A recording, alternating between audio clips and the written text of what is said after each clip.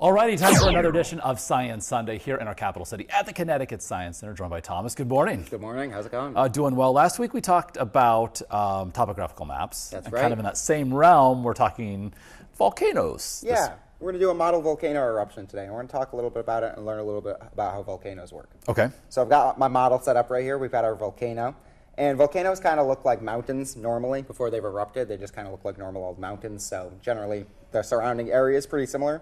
We got some plants. We got a little town surrounding this lake here. Just a normal old environment. Now, underneath this mountain, there's a big magma chamber filled up with a whole bunch of molten liquid rock. That's what we got going on right here, but you got to imagine it's underneath the mountain. Gotcha. And in just a minute, we're going to have our volcano erupt. All right. Now, before a volcano erupts, there's a little bit of a warning sign. Do you know what it is, Mark?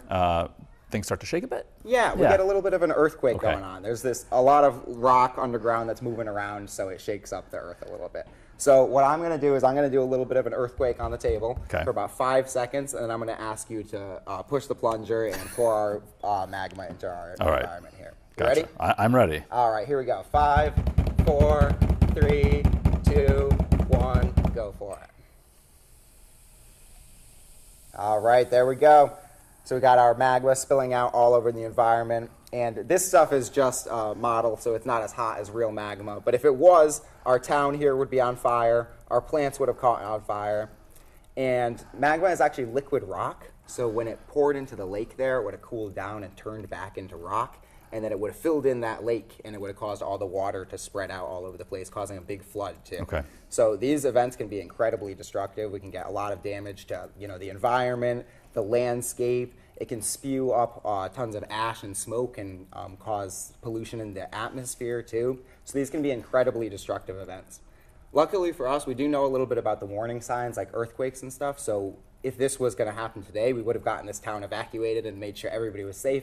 But the more we know about volcanoes and the more we can detect the early warning signs, the better we can keep people safe from them. Okay. Very good. So, and a nice little 3D printed community. Yep, absolutely.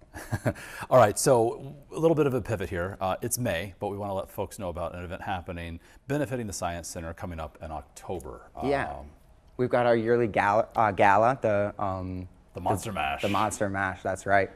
So now's the time to get your tickets early boo tickets, I think is what we're calling them. So you can get those tickets in advance, lock in your spot. So obviously Monster Mash, it's the last weekend of October, has a Halloween theme. So, and you can always dress to the theme. It's always a good time. Yeah. So get those tickets in advance, ctsciencecenter.org. All right, Thomas, thank you so much. And of course, we'll see you for another edition of Science Sunday next weekend.